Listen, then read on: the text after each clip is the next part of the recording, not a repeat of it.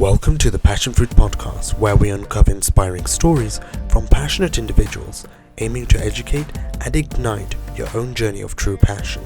Without further ado, let's dive in. I actually used to teach, so I used to be a psychology teacher.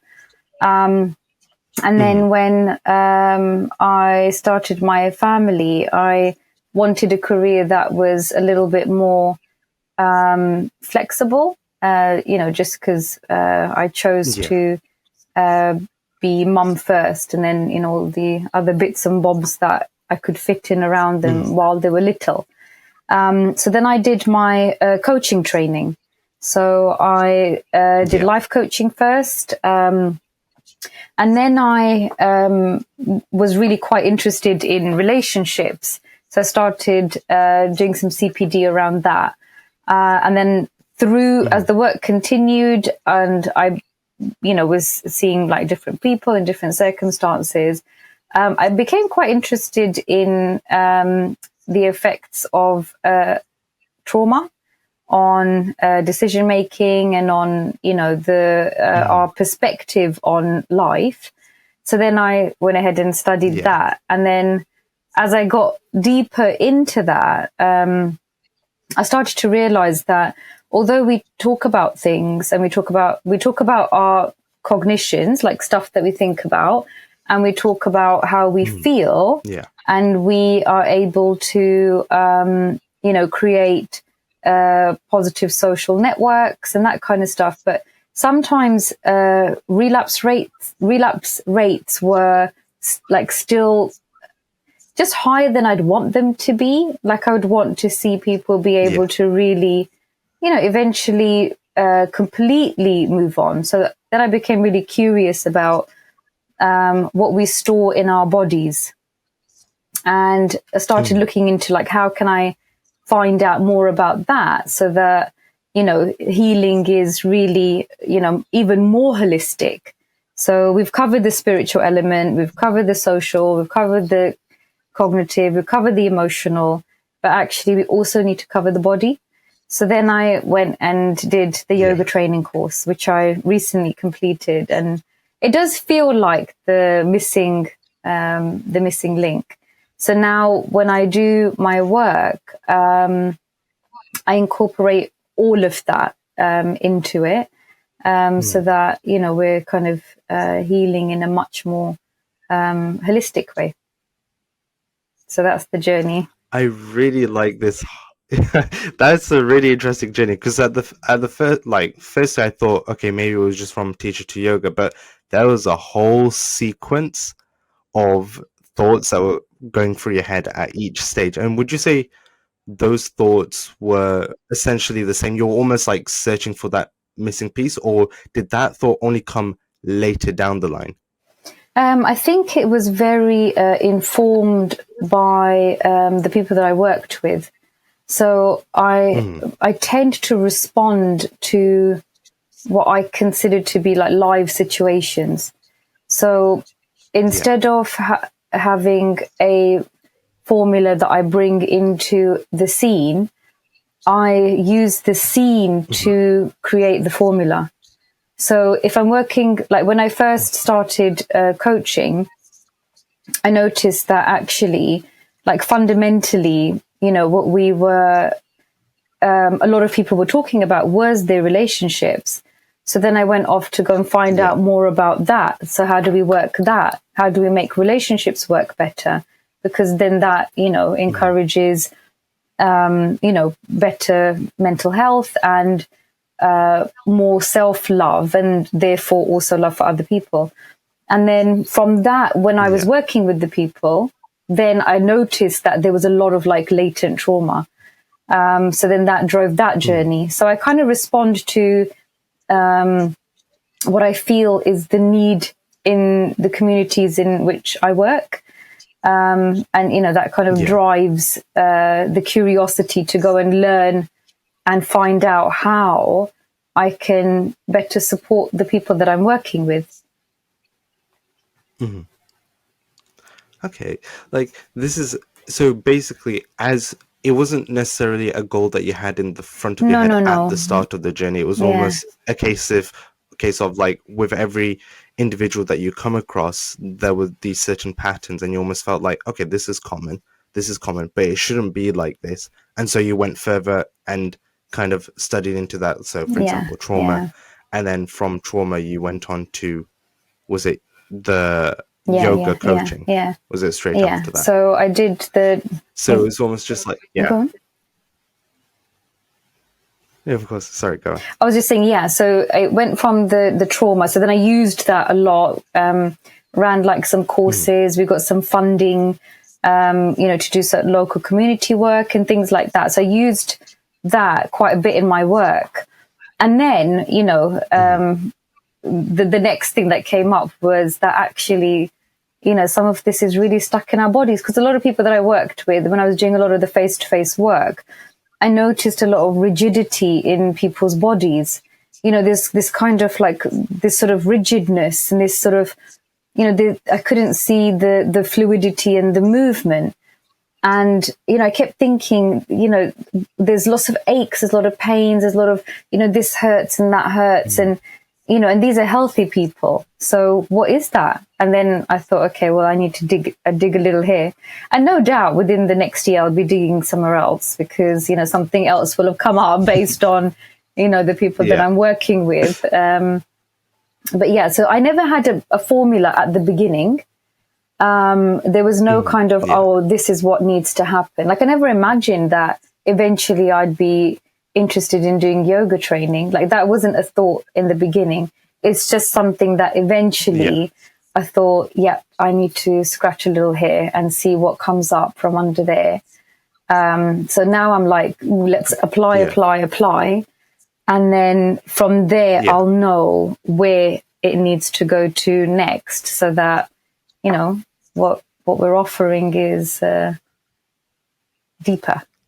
That completely makes sense. Like, I think the question that's like in my head is, what made you go from looking into trauma to then linking it to yoga? What was that transition, and what made you even look into yoga? Because there might be something else out there. So why yoga? So I think what happened was that, so with a lot of my work, it's, I like including spirituality. So when I was working with people, I would notice that,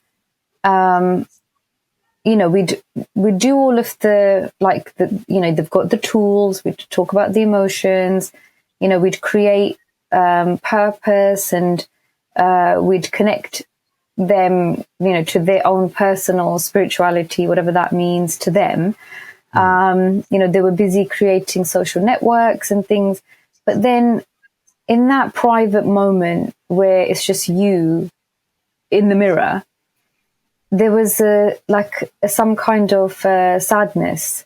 Like something was still not quite there, that feeling of contentment. I'm not saying that you should feel content 24/7.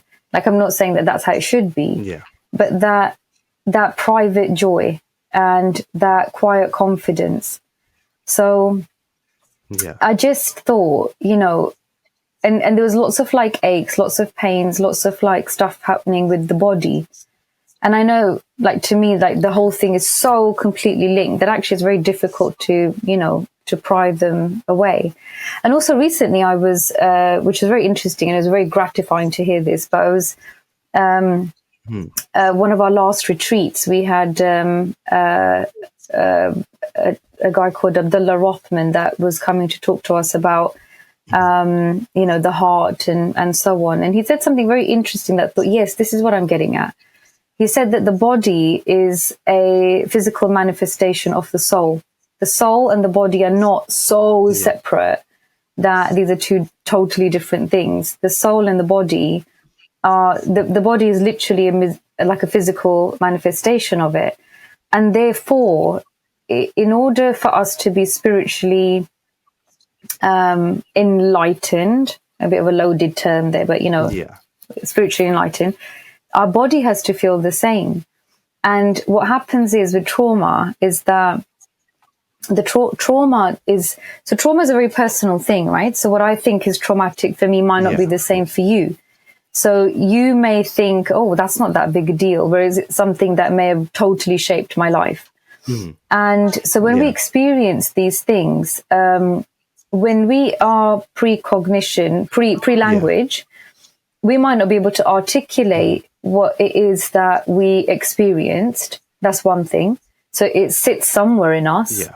And the second thing is that when we experience things that are just a bit too much for us to handle, if it's like that full cup, it's got to go somewhere. So if the mind is at full capacity, because what we're experiencing for us personally is so awful, then it goes and sits in the body. So the body then holds that pain. So when we start moving the body, we start unlocking that. And when we unlock that, it has the ability to release on a more, on a level that doesn't include language, but actually is equally important. So then I started looking at namaz, looking at salah, and thinking, well, God has told us, move your body, move your body, move your body. Why would God tell us to move the body 5 times a day? And I thought there's got to be something there, you know, like there's got to be something there that we're being told that we have to move the body. So I started looking, you know, what can I learn about where we're being told to move the body and we're being told to sort of, you know, recite certain things. What's the link? Like, what's the purpose? It can't just be, because God doesn't need us to pray. So why do we need us to pray? Anyway, then basically, so as with most of the things that I end up doing, an advert came through for this yoga course, which I'd never even thought of. And it was local. And I thought, that's really interesting. You know, it's not even like I have to travel anywhere, like, you know, really far or anything. And I thought, oh, okay. Anyway, so I spoke to the person that was running it. And it was just such an easy conversation. Like, there was zero resistance in any of this. And I thought, okay, let's do this. So then as I was learning, I was trying to like mentally combine physical movement with spiritual development, with healing. And yeah, so that's how it went from trauma to yoga. I really like that. So one thing you've just taught me now is, the thing is, when we look at trauma, when we feel trauma, a lot of the focus, like you said, is in the mind. We have to like deal a lot of the, you know, the trauma, tackle all of the thoughts, you know, that are sitting within our head. And there's a slight deviation and we don't necessarily consider the physical element of it, like you said. And I think when you look at the physical element, I think it's definitely a reflection of the soul, and it's you can definitely see that. You might not be able to see it yourself, but you can definitely see it in someone else who might have that trauma, and over a period of time you can see that difference in their physical aspect, you know, in their physical aspect, how they're moving, how they're feeling. So that's something that's definitely brought light to me right now, that, like you said, it's almost, whilst they are separate things, there's not much attention to the physical aspect, but they're definitely linked. And it's just making me think now, okay, this has opened up a lot of doors to other things that I need to be thinking about. Like, you know, a little bit of a less traumatic experience would be something like, you know, me studying for my med school exams, the stress that comes with that, the, you know, all those mental thoughts that come with it. And as a result of that, how it's actually impacting my body, what it's actually doing, all that sort of stuff. And I think a lot of students, and I think this is common amongst a whole variety of students, is neglect of their body. Like physical element, there's a complete neglect in that. And I feel like sorting that out would definitely better the soul, would you say, and better the mind? For sure.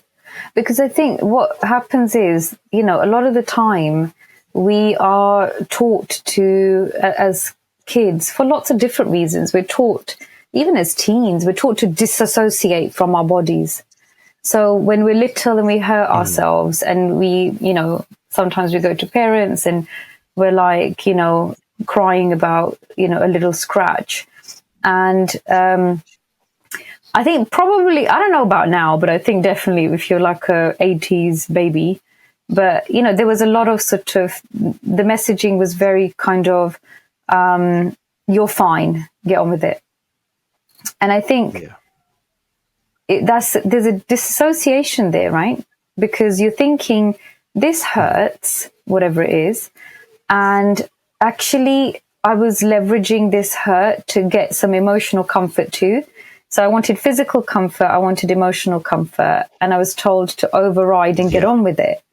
And that's fine eventually, you know, because obviously we don't want to like, you know, kind of eventually we want to use language to be able to say, hey, I need some attention, instead of just, you know, using like these kind of reverse routes to get love and attention.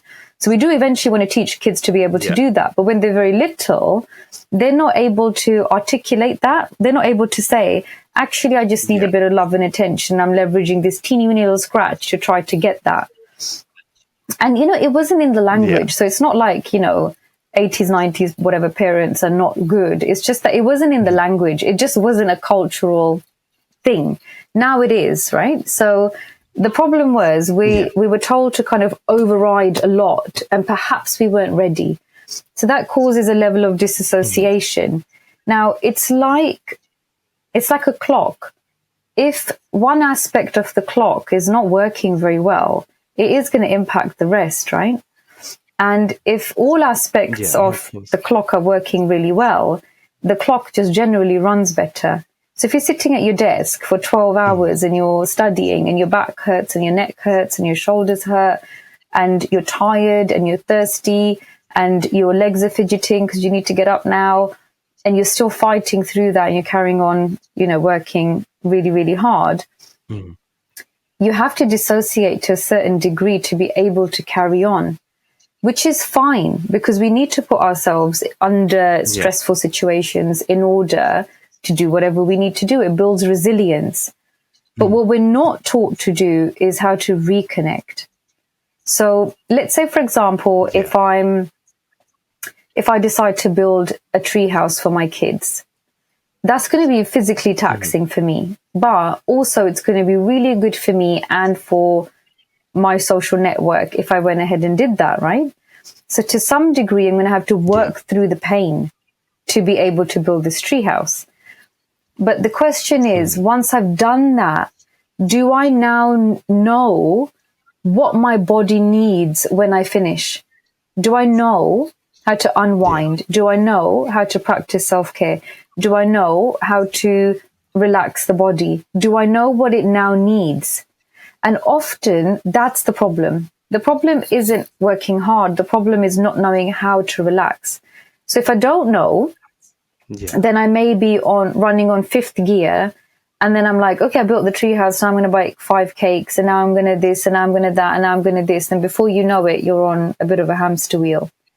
So really, it's working hard is great, but disassociation where you can't then work out how to relax your body, heal your body, calm your body, that's the problem. And I think, again, you know, talking about things, feeling things and processing things physically helps to reset. And, you know, those are the tools that I suppose we need. Yeah, that's really interesting you said that, because now I'm reflecting on my own life. And when, you know, the example of, you know, studying, because that's what all med school is. When we're studying, there is that thing of guilt that comes with it if we stop working. And then in order to counteract that, we say to ourselves, no, you've got this. We say, you know, affirmations, motivational words to ourselves in almost kind of like a replacement, instead of actually getting up, moving about, and, you know, unwinding and relaxing. There's almost that sort of replacement there.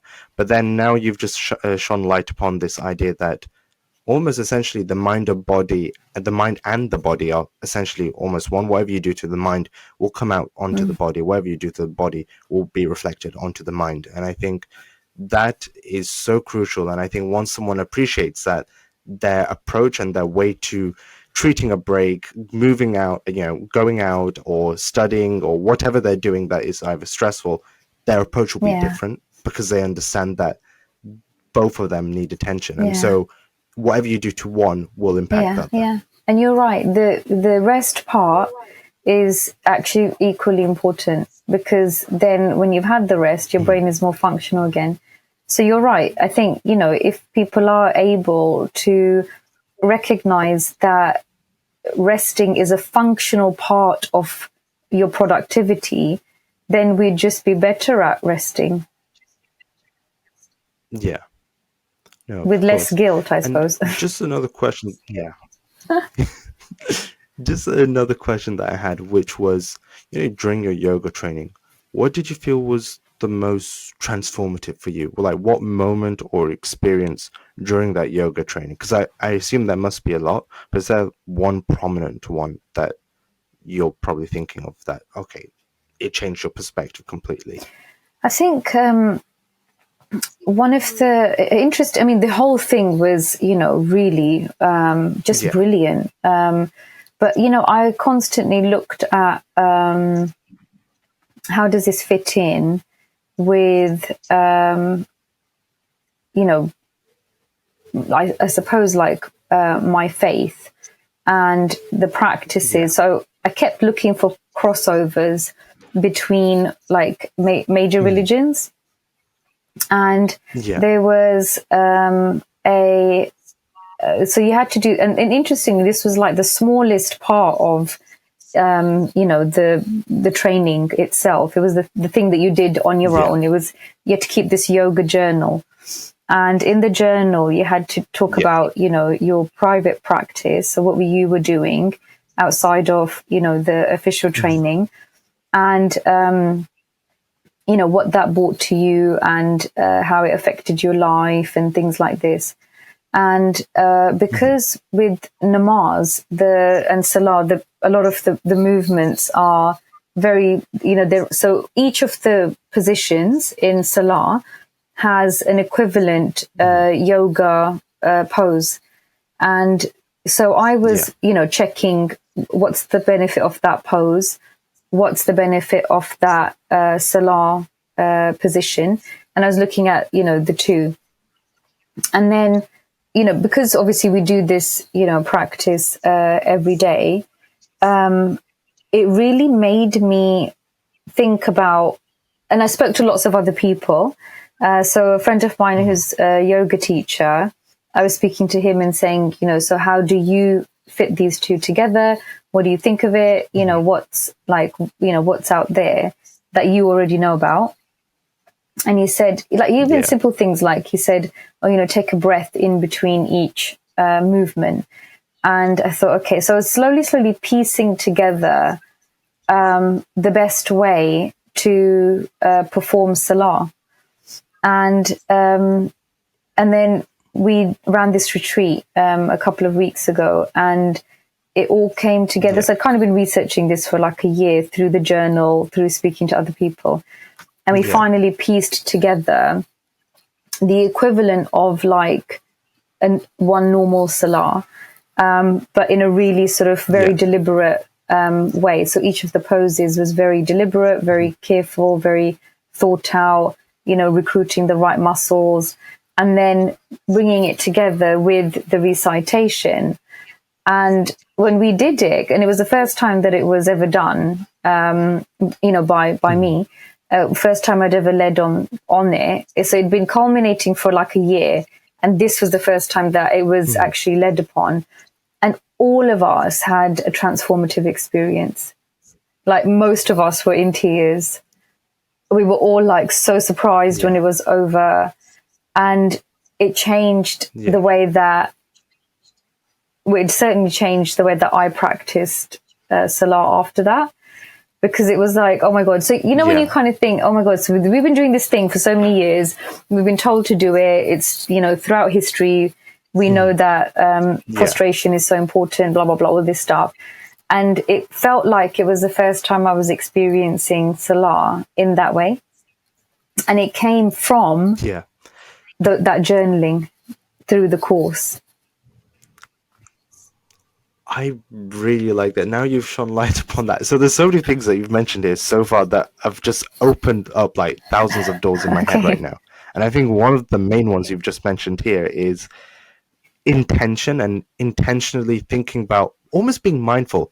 It almost sounds like being mindful about what you're doing during Salah, when you prostrate, when you bend down, when you kneel, all these different things. And you've also mentioned about breathing in between each movement. And I think when you become a bit more intentional, you almost end up focusing more, because sometimes some of us might end up reading namaz or salah very quickly, and we're going up, down. There's not an element of harmony in it. But what you're describing here is something that is quite is it, I don't know what's the word. Is harmful? No. What's the word? It's Harmonious? mine just went blank with harmonious. That's it. I was thinking of harmonious. Like, that's not even a word. That is good. Make up some words. That's not bad. Yeah, why not? And so harmonious, and it's quite harmonious. It's very mindful, and it also sounds very refreshing in comparison to how individuals would usually do it. So going a little bit even deeper into it, could you share one thing from it? So either when it's bending down to touch your knees, or when you're kneeling down, like, what should I do? What should I be thinking? How should I even go about it? I know over a Zoom call, over video call, it's quite hard to probably explain it without actually doing it. But what would you, like, even the breathing element of it, like, what would you say that I should take away? I think the thing that you should take away, the absolute fundamental here, is you have to slow it down. Like, that's the first thing that when I was showing them, like what to do. So we didn't do it as though it was a salah, because it was a physical exercise. If I needed to stop or correct or move them into position or whatever, then it means I'd have to break my salah. So it wasn't, we didn't do it as though we were in salah, and I'd explain that to them. But when they go and do it, to do it in salah. But the fundamental thing that we started off with was slowing it down. So once you've slowed each movement down, and you're breathing in each of the movements, that changes things for you anyway. But then when you're doing that, you see, it's very difficult to pinpoint one, because when you're doing the physical slow, the mind can start racing. So in order to slow the mind, you have to become intentional with your body. So, for example, when we lift our arms to do the niyyah in the beginning, so when we're setting the intention, we lift it from almost like the elbow, like we increase the crease between the hand and like the arm and the elbow, right? So we just increase that. But imagine if you did that, but actually what you were doing was your arms were at a 90-degree angle, and the entire movement came from your shoulder girdle. So your arm rotated, your elbow rotated up, but your arm was at 90 degrees. That's a very intentional movement. You have to really think about what your body's doing. So that stops the mind racing, you see. And then if you're reciting, so in this particular one, we had like a sheikh with us, and we got him to recite out loud. And that recitation activates your parasympathetic nervous system, because it massages your vagus nerve because of the vibrations that come out. And that's when everybody was like totally set off. So if you're looking for that one thing, the one fundamental is to slow it down. Slow it down, and when you slow things down, automatically your breath joins in with that. So that's your fundamental. But if you're building on that, then you want to become really intentional about corrective physical movements. So it's almost like you're exercising. I really like that. I think that's probably when now reflecting on it, I think that's probably the most important bit, because sometimes individuals can be in a rush, and their movement, or they almost become distracted whilst doing Yeah. it, and it's muscle memory, how the sequence is, how you should be in a certain point in time. But I think being intentional about it almost takes your mind away from other things that are on your Yeah. mind, and allows that element of focus, mindfulness. So it definitely, I can almost imagine how much it might have changed the way you practice now and before you even looked into yoga. Yeah. I'm guessing there must be a big Yeah, difference. big time. Like even things like if you're going, if you're in ruku, normally like my back would be rounded, but actually imagine you can't Yeah. round your back. You have to have flat back, so you're really, protecting your spine. But, even like these teeny weeny little things, I think, if you're kind of praying in a really super intentional way, and what also sets in is feelings of gratitude. Like, thank you, God, for giving us this, job to do. And because actually my body is really benefiting from doing this job, like I'm physically benefiting, the hamstring stretch that you get, I was reading in this, I've got this book of Sufi healing, which is really interesting. And one of the things that it said about Salah is that when you are going down in sajda, so you're up, and your blood is doing what your blood is doing. But when you go down in sajda, the blood rushes to your head. When you come back up, it gets pushed through the kidneys. So actually, even the way that our blood gravity uses moves the blood around the body, even that's cleansing and healing. And so you end up, when you're doing your salah, you're really thinking, oh my God, I'm so lucky that I have to do this. Like I've got some kind of physical exercise that is possible for any person, any age, other than, obviously if there's other issues around that anyone can do. And, it's beneficial for me. So you do have a different take on Salah after you've really thought about it.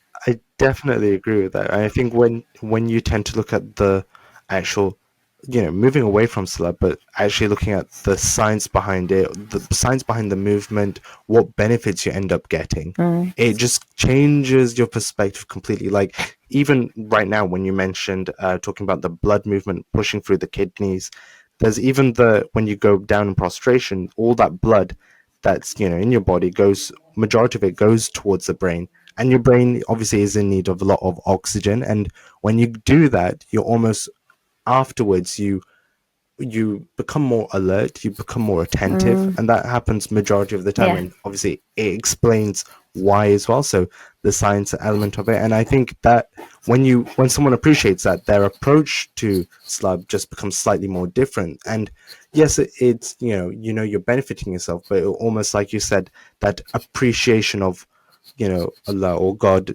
being able to provide us with this thing, with this, prayer, this movement 5 times a day. And I think that's really important. And it's really nice how you've actually linked yoga into it as well. And, that intention and that intentional movement. And I think the other thing that I wanted to ask was, what's the most common misconception you encountered, about yoga? So, for example, like before this, I'll be very honest with you, I didn't know much about yoga. Yes, I knew, bits about, Tai Chi, yoga, Qigong, all these sort of things, but I didn't know much about it. So what would you say is your most common heard misconception of yoga? I think the most common misconception I think of yoga is that it's a bit controversial. But interestingly, even our teacher, pointed this out. So there's this misconception that it belongs to certain cross sections of, the, I suppose, global community, that you have to, be a certain way to practice it. that you have to, ascribe to a certain faith to practice it, that you have to, have a certain lifestyle to practice it. And it's all nonsense, really, because you don't, because I don't fit into those cross sections or those faith communities or any of that. And actually, it's something that has, that I've seen benefit me and anyone that I've, so far worked with. I think it's a shame if, I'm not saying that everybody should do yoga, obviously, but it's a shame if we can't access anything that is healing and beneficial because of stereotypes that are attached to it. And interestingly, because like I said, when I was studying it, because a large part of it is about the philosophy, and, my coursework ended up including, what was happening parallel in, the Abrahamic faith. So while the yoga was kind of being born and documented, equally across, we had like the birth of the Abrahamic faiths, and they were talking about very similar things: the oneness of God, prostrating to that one God, this kind of thing. So there were lots of parallels, and I think because of the way that yoga has, where it was birthed and how it has developed, we ascribe it to certain communities. And I think that's a misconception. And it's a growing, practice amongst many people through all cross sections of lots of different communities, and which is good, I think. But I think that was the biggest sort of, obstacle that I came across. I think it's definitely a major obstacle as well, because, for example, Qigong is definitely not something that originated from my own community. It originated somewhere else in the world. And I think after having a look into it and the benefits that, derived from it, I was like, why can't I do this in my own life? Like, there's nothing necessarily stopping me. And I think understanding that each community, each culture in the world has their own, activity or thing that originated within, from that culture. But like, certain faiths say that, we should learn from each tribe. We should learn from, each other, because, that's why there are so many, varieties of different culture. We should be learning from each other. And I think there's nothing wrong with that. And I think that's really important that you've mentioned that you shouldn't hold that almost obstacle or barrier for no reason. It's almost like a reasonless barrier. And I think once you get into it and once you realize of the benefits of it, you're like, okay. And I think that's really important, because once you've overcome one, this obstacle, let's say misconception about yoga is only for one certain kind of community, once you've gone past that, you then start exploring, okay, yoga, qigong, other different practices around the world. And it just makes you become, one, more appreciative, two, almost well traveled without even having to actually travel. And it just allows you to become more accepting and more understanding. I think that in itself, there's so many different events that are happening, and I think overall is just beneficial, really, to learn from one another and appreciate where things have actually come from, and the benefit it actually has onto your life as well. So I definitely agree with that misconception that should be ruled out, and I think for anyone hearing that, they should be more almost open-minded about it. And well. if you know who you are, and just very quickly on that, if you know who you are, you could go and learn about pretty much anything out there, right? But you still know who you are. Like, I could go off and study anything in the world, but I know who I am. And if the me fundamentally shifts because, of whatever, then it was meant to do that anyway. And I think we sometimes have a fear of learning about things that other people are saying in case it changes us. And we shouldn't be afraid of change, because either it changes you in the way that it makes you question yourself, so that you're actually more sure of, what you believe, or it makes you question yourself so that actually you're changing and evolving. And I think, we can't say, oh, such and such stuff is bad just because it's different. So I think if you know who you are, you're less afraid of, these kinds of things. You take what works for you out of each situation, rather than fearing becoming completely immersed in something, because you have a sense of who you are. So, find out who you are and then study whatever you want.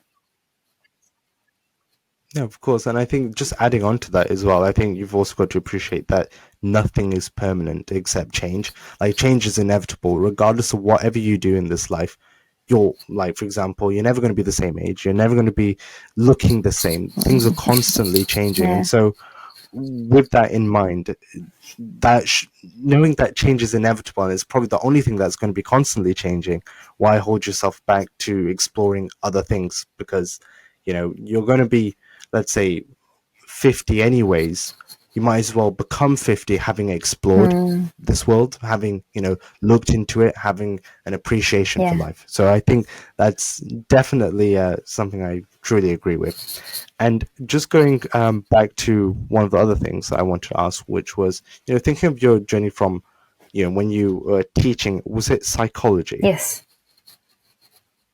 In the early days. So from teaching psychology, then all the way to the end of, going to yoga and coaching, what were some of the challenges you faced, and how did you overcome? How did you overcome them? Like that one, maybe two, maybe challenges that you were prominent in your head. I think, in all honesty, having a career change at, I don't know, it's nearly 40 or something. Something like that. Anyway, so having a career change. So I always imagined that my life would be this, then this, then this, then this, then this. You do your studies, and then you get married, and then you have babies, and blah, blah, blah. And my life never went that way. And basically, when I was teaching, and I really loved it. I really loved my kids. I loved teaching. I loved being in the classroom. I really loved it. And I just imagined that I would just move up, through the school. That was the plan. And I was quite accustomed to having, a set wage. Came in every month. It was reliable. I knew what was going on. And when I left teaching, I don't think I had any idea how frightening it was going to be to not have that. And many times I thought, I'll just go back and do supply. I'll just do something else in, education. It felt comfortable. It was what I knew, and I did love it. And every time I, would have a giant wobble, I'd have to sort of find myself again and adjust and realize that, okay, you just got to carry on, you just got to carry on because it feels right to carry on. And so it took me a long time to have my own setup and to work out what that really means, and how to work the peaks and troughs, and how to manage myself and a very young family, and how to do that at a time where I was thinking, at this age I'd be very well established, and and then it would be plain sailing from there. And so that was difficult at first. But I just think it was like not going back was the right decision. So although it was hard, I think sticking at it and finding ways to make it work was definitely the right way to go. So that was, I think, my God, like major. That was a major difficulty that I had to really overcome. I think also being a mom to very young kids, and wanting to be around. So that was always, quite hard, because you're carrying the guilt of, the normal like mum guilt, but equally you're kind of thinking, well, I have to also think of myself here. I have to think of studying. I have to think about learning. I have to think about working. I have to think about all of these things because I need that too. So juggling myself as my own interests and myself as mum, those were, again, that was tough. But with that, I think over time it gets better, and equally over time you learn how to navigate it better.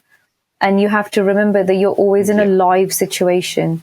So they're growing, you're changing. So you can't predict that, oh, I'm going to do this if this happens. I'm going to do that when that happens. You have to build up the skills to deal with the situation, not predict the situations. So you have to think about how you're going to manage it as the internal tools that you have, rather than, oh, this will happen when that happens, that kind of thing. Because you don't know how kids are going to react to stuff, and you don't know how you're going to react to their reactions. You just have to have the tools to deal with whatever shows up. So those two were, I think, personally for me, the two biggest toughies. I really appreciate you sharing that. And I think that last point really definitely resonated, in that, rather than predicting what will happen, actually just build up the skills to be able to manage in certain situations. Now looking back, so your present self, if you were to go back in time, what would you say to your past self in that very moment, whilst you were struggling, whilst you were facing those challenges? What would you say to yourself?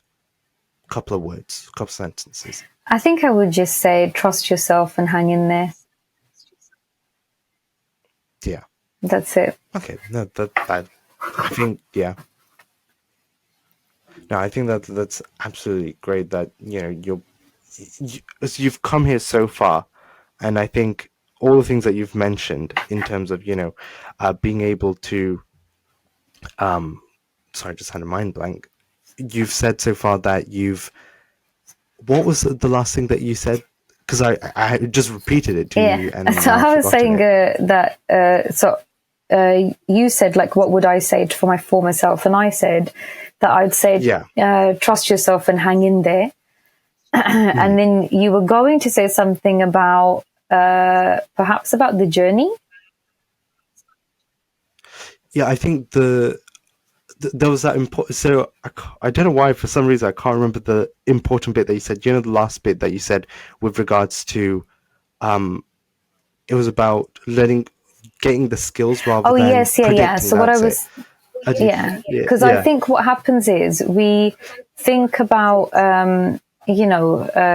future situations and blah blah. So in order to build up our confidence and our resilience, it's not about the situations are just a stimulus, but actually what we need to do is we need to be aware of the tools that we have, right? So let's say, for example, let's say a serious situation, God forbid, occurs. Yeah, I'm going out, I'm on the road, a situation occurs. I can't sit at home and predict a situation occurring and then what might happen. The only thing that I really have control over in that moment is my skill set.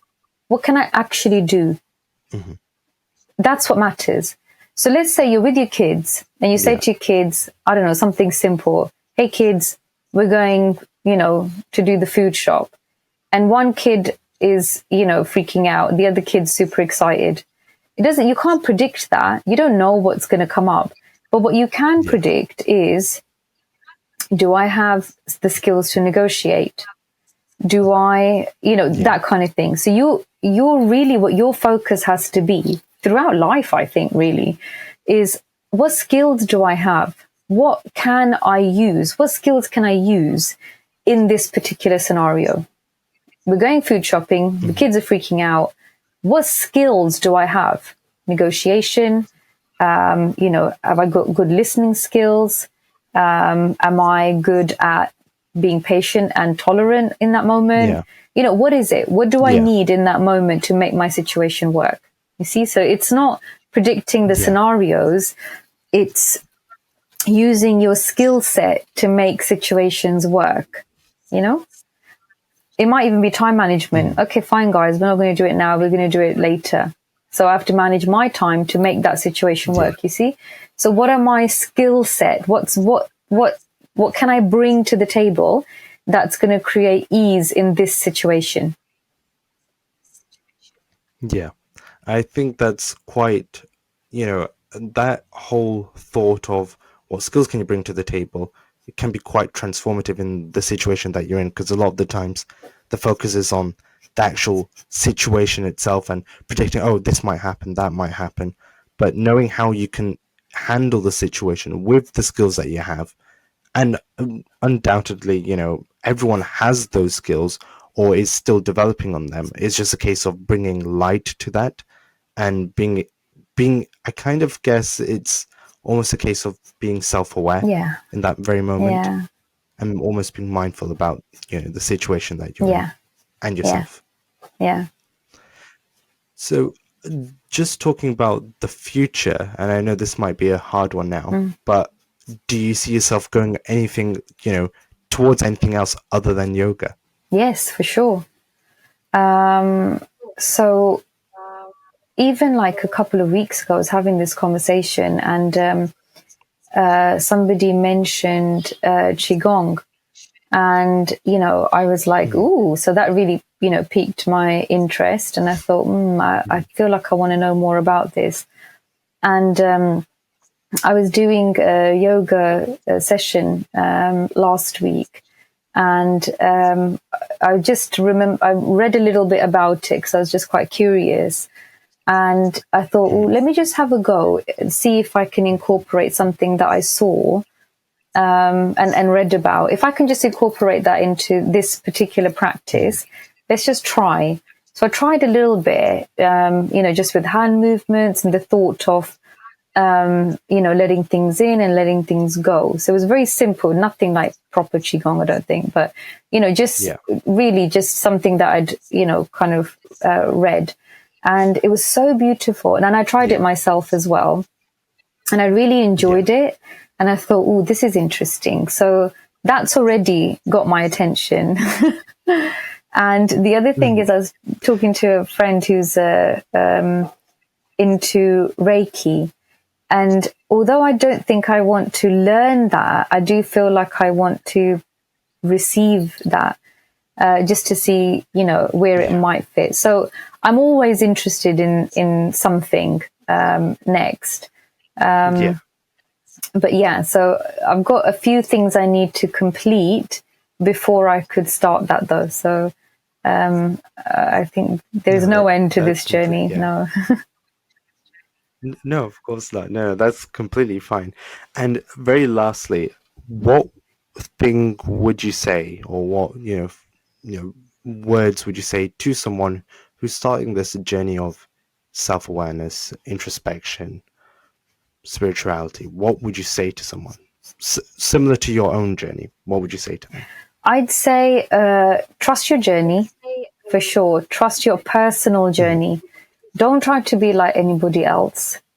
And the one thing that, I would certainly add to that, and it took me ages to realize, is don't avoid the shadows, because we always feel like we have to be good and righteous, and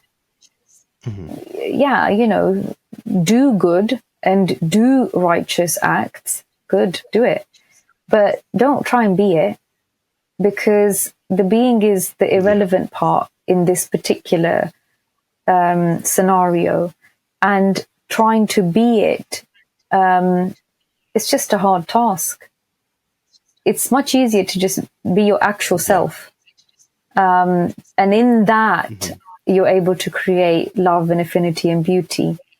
So, trust that journey and be with yourself through the highs and the lows. Don't rush to get to all your highs. Use your lows to inform your life and inform the journey as much as you enjoy the highs. Everything that you've said is just like, I know for a fact, after this call, I know I'm going to end up looking into yoga. I know I'm going to end up looking even further into Qigong. Once I've already looked into it, because I've got this like local Qigong, like I've a master in my area, and his name is like Sifu Joe, and I was like, I probably should look into it even further, because I know there was it was more so the martial art element of it, but I found it to be a very calming, very soothing martial art. It's not like boxing or anything. It was very peaceful. So I was like, I'm looking into that. So now you've just like almost reaffirmed my interest into it, and so I'm just going to go off a tangent and just start looking into that. Grab him, don't leave him. No, of course. And so I just want to say, firstly, thank you for your time as well, and also the knowledge that you've shared. I think it's very enlightening. I think it's very interesting as well, and undoubtedly there will be people out there listening to this and they will be like, okay, I'm going to look into this. Nice. I'm going to I've reflected on this. It made me feel like that. And the reason why I say that is because it's made me feel like that. And if it's made me feel like that, undoubtedly someone else will feel the same. Good, inshallah. I just want to say a big thank you there, and I really appreciate my pleasure. that. Thank you for listening in to episode 6 of the Passion Fruit podcast with Medic Hero, also known as Shmail.